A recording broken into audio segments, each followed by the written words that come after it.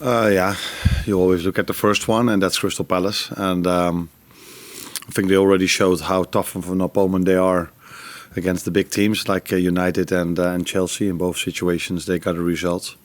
So that's the first game, and that's why it's the most important one and the difficult one for us. 12:30 kickoff after playing at Wednesday evening late in the Champions League. Facing again a team that has a whole week to prepare, but that is part of working at a top club. That we face those teams and we have to be ready for those teams, and that's what we are tomorrow. And I don't look at it at this moment about 1 point, 3 point, 4 points. It's after the weekend, then it's interesting to look at the league table and not after the game we've played. We've seen two players having a big impact for you at the moment, at very different stages of their career. Ryan Gravenberch, 22. What do you make of the progress that he's made this season? And then also we've seen Mo Salah and the numbers that he's producing once again. What enables him to keep producing those kind of numbers at the age, or what do you see in him that allows him to do that at the age of 32? I think why players play well has first of all to do with the quality they have as a players. So Mo has a lot of quality, Ryan has a lot of quality.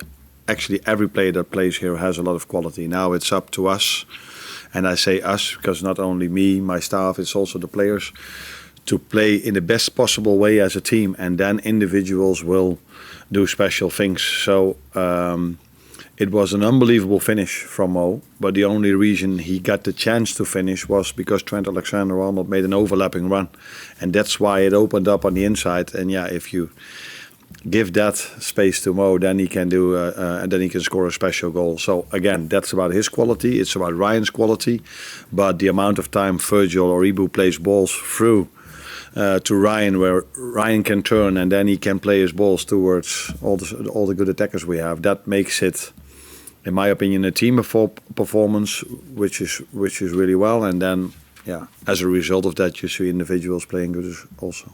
I'm sorry to ask again. Hopefully you understand that I have to ask just to check. Contracts. Exactly. Because there's been that more speculation about Trent this week. I just wonder, what can you tell us this week, if anything, about Trent, Mo's, Virgil's contract situation, and any possible developments around that? I was hoping that you didn't, in your last question, didn't use the word contracts, because then I was saying, yeah, Trent is doing like this and he's doing like this. But it's the same boring answer as always. And I could really understand if you ask me this once every 2 weeks, but if you ask me this after 2-3 days again, then you still get the same answer, and people feel that I'm boring then. Okay. So try it after the international break again. Morning, Arne. Just on Ryan, he's up for the Premier League Player of the Month. As we mentioned, there he's only 22. I just wonder how much further he can go in terms of his development, how much more he can improve. Now, if you look at all the signings we've made at this club for in the past, I don't know how many years, most players were underneath 24, 25. And there's, I think, also reason for this, because you expect players from 22 or 23, especially if they come to a club like Liverpool in this environment and in the way they've worked here, that you expect progress more than you expected maybe or probably from a player that's 33 or 34. So then it is not that big of a surprise if you bring the qualities like Ryan Gravenberch in, that if you start to work with him, you do the right program and has the teammates that he has, that he can progress. And that's what we are seeing at the moment. Now it's up to him to keep the standards as they are at this moment. And that's a challenge, because he, like all the others, have to play every 3 days. And that is also a challenge for all of us, but also for him, because he hasn't played a lot of games last season. I think now he already played more 90-minute games than he did in the past 2 seasons. So interesting to see how he copes with it, but till now he does really well. Just on Palace, they had a bit of a struggle so far, but they finished top 10 last season. Are you surprised at the way they've started? How big a challenge will they be? I said many times when it comes to us, and I said it also in relation to Wolves last week, that if you play 6 games, it's so hard to judge the league table. The weird thing, or maybe that's not weird, but they got some results against United and against Chelsea, 2 top teams. So the other results were not as they would have probably wanted it. Last season they finished really strong. Lost one or two good players. That's also clear. But I said about Wolves last week, and I can say the same about this team, that they will do better during the season. Hopefully not tomorrow, of course. With the international break coming up, obviously your only defeat of the season came straight after the last one. Are you a bit concerned about how much your players are playing at the moment? Do you feel that some of them might need their minutes managed while they are away with their national teams? No, the first thing I look at is tomorrow, and then we will wait and see if again we are the team where I think last time you guys told me that we had 10 players playing all the minutes, and the next one was 5. I don't know if it's true, but that's what you guys told me. So I have to assume it's true, because journalists always speak the truth, don't they? Yeah. In England they do. So I don't look forward yet towards the games that are coming after the international break. But the difference between this international break and the last one is that this time we play a late kickoff. It's Sunday, and last time we played it Saturday. So it gives us one extra day of rest, which is always helpful, especially for the ones that come back with a jet lag from South America. You said on Wednesday that you didn't create a lot of chances for Darwin Nunez. Is it a case of he needs to work a little bit harder to adapt to your style, or maybe do you need to sort of look at his needs and the way he plays and maybe adapt to him a little bit more? It's both. It's both. I think it's the challenge we as a staff always have, to bring the best out of the individuals. So we try to find different ways of positioning Darwin than Diogo, because they are not the same players. So their teammates also adjust to the player they are playing with, and that's also what I as a manager have to do, and also what we are doing. Yes, he didn't score in his last game because he was offside as well. So when we bring him the chances, he's able to score. But unfortunately, we couldn't bring him that much in a position we want to. If I'm completely honest, which I like to be, just as you journalist, even Diogo didn't had. I think the most goals we scored come from our wingers till now, and Diogo scored 2 when we played West Ham, and then he played from the 10th position. So maybe it's also for us something to look at, although we score a lot of goals, to bring our striker, if it's Diogo or Darwin, even more in positions to score. Hi, Arne. Being top of the table, are you wary about people getting carried away with the start the club have made? No, we're at Liverpool.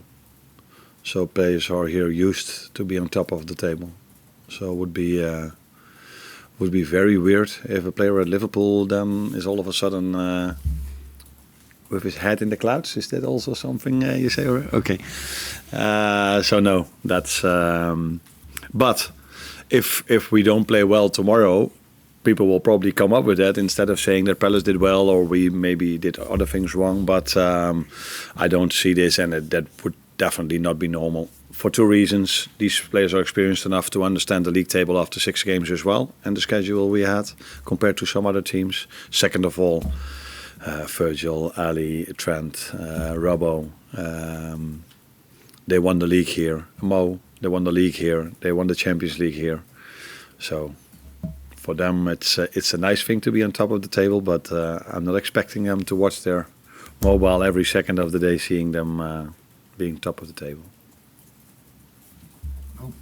First of all, Arne, it was me who came up with the stat about players in the international break. I can confirm it was definitely Okay. You mentioned earlier about the 12:30 kickoffs after playing on a Wednesday.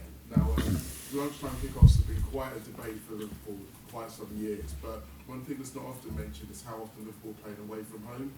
Another stat for you, since 2017-18, this will be the 40th 12:30 kickoff, and 30 of those have been away from home. Now, currently Premier League rules around playing lunchtime after in Europe only kind of govern playing away in the European game. Are you surprised that playing away in the subsequent league game isn't brought into consideration? In general, I think the league where I'm coming from in Holland, there they are more aware, and they try to help the teams that play in Europe more than it happens over here. But to be fair to the English FA, our schedule here is so tight that it's so difficult. And I think it's also something what has to do with the people that are sitting in front of me. So for the television stations, I have the feeling I do an interview every day. So that is why we think I play at 12:30, because I think they can pick which team they want to have on 12:30. Yeah, and then it's 9 out of 10 times Liverpool is included. I don't think it has so much to do with the 12:30 kickoff. For me, it has to do that every away game is difficult. So I showed them last week that 10 out of 18 away games last season didn't lead to a win.